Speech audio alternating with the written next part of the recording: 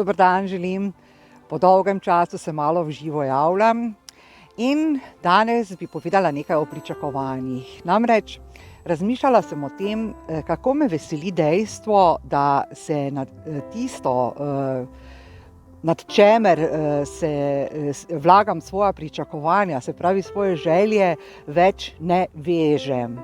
To pomeni, da si svoje želje znam ukrojiti tako, da o njih ne razmišljam kot nekaj nujnega, potrebnega, nekaj takega, ki vsekakor na vsak način mora priti, ampak svojo željo spustim.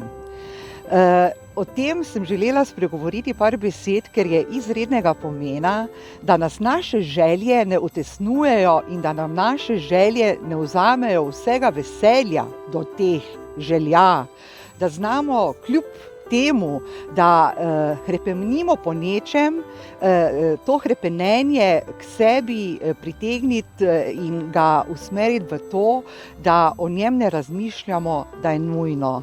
Zato bi vsakemu,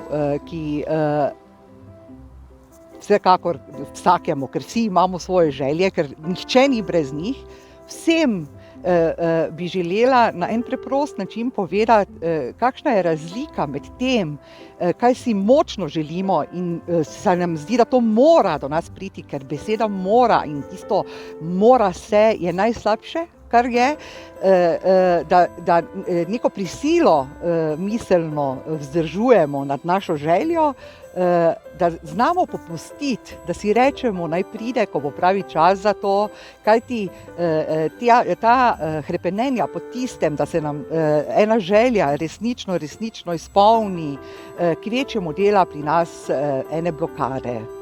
No, to sem želela povedati o pričakovanju.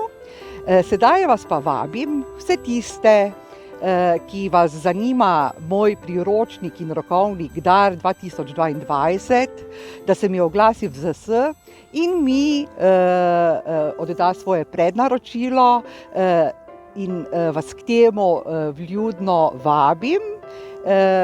Te, ki ste lani tako na veliko pokazali zanimanje zanj in ga tudi naročile, upam, da se boste oglasile, saj za vas imam pripravljeno isto ceno prednaročniško, kot je bila lani.